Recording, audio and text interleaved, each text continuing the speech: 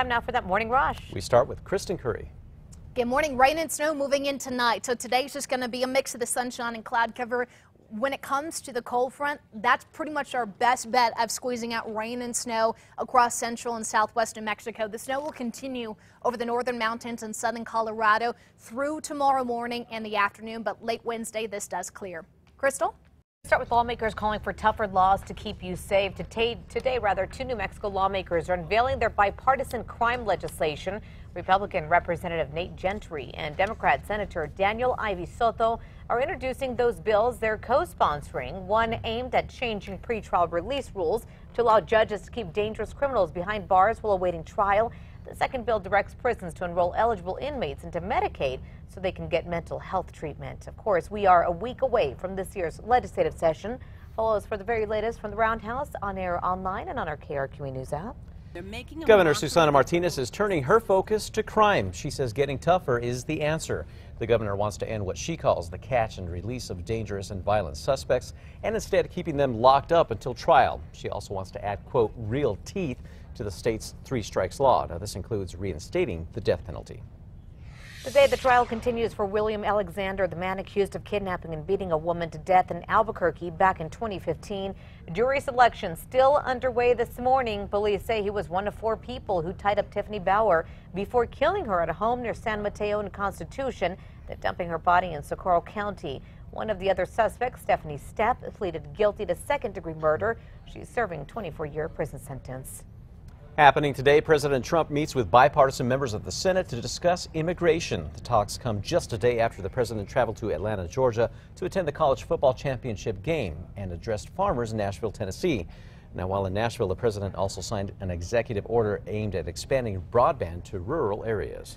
On to huge developing news this morning. North Korea announces they will be sending athletes to the Winter Olympics. That's to be held in South Korea. The North and South are talking for the first time in more than 2 years about relations between the two nations. The talks are happening in the Peace House in the Joint Security Area in the Korean Peninsula. Sarah. Coronado Elementary has launched a bilingual student-run newspaper. The two-page paper called La Prensa is published monthly. In it, you'll find dozens of articles written by students about what's going on in and around school. With Coronado Elementary being a dual-language institution, teachers say students come in speaking mostly Spanish. They say the newspaper allows students to learn more about their own families, their culture, and the community around them by researching topics that are important to them. Kristen? Mandatory evacuations have been issued in Southern California ahead of a major winter storm bringing heavy rain and the risk of mudslides to the region. Residents have spent the last few days sandbagging in areas recently devastated by wildfires. Of course, we'll keep tabs on that considering that is the same storm system that's going to be bringing rain and snow to New Mexico tonight. So as I take it to the Metro Threat Index, nothing today. Can't argue with 60s in January, but keep in mind for Albuquerque, rain chances kick in overnight into tomorrow morning. Just in case, factor in an extra 5 minutes to tomorrow's morning commute. Crystal? Happening right now in honor of the first hot air balloon flight in America that took off 225 years ago today. We have a live look of balloonists marking the anniversary with an early morning flight. The balloonists are going to be set to take off in the Balloon Museum parking lot early this morning. They will then fly over the Sandia Crest. As you can see, they're getting ready for a big day. Good luck to them. Also this morning, some potentially uncomfortable news for British Airways flyers. The airline is making seats that will not recline, a strategy already in place at some low-cost carriers. A British Airways spokesperson says the new seats will be pre-reclined at a comfortable angle. New facts this morning. Researchers at Georgetown University Medical Center say the most common gene test that predicts if breast cancer will reoccur may not be as cost-effective as once thought. The test's Oncotype DX can help predict if tumors will come back and spread to other areas. However, studies found the test, which can top $4,000, is not always cost-effective when considering its less than perfect level of accuracy. Kristen. Time now for a check on traffic. We do have a crash reported on Highway 550 at Camino del Pueblo, so heads up there. Also keep in mind, as of yesterday, Atrisco Drive is closed between Bridge and Central because of that construction. No word on yet when they're going to finish that up, but of course we'll keep you updated as they do. Check this out. Your favorite recipe could wind up on a Dion's menu. That's all part of a new contest. To enter, you can post your recipe to the company's Facebook page. You have to use Dion's ingredients like their dough, dressing, or pizza kit. Now, they want to see how creative you can be. The deadline is February 9th. Finalists will be selected for a taste test with local celebrities. The winner will walk away with 12 $50 Dion's gift cards. That's I a nice nominate incentive. 3 people right in front of you I do.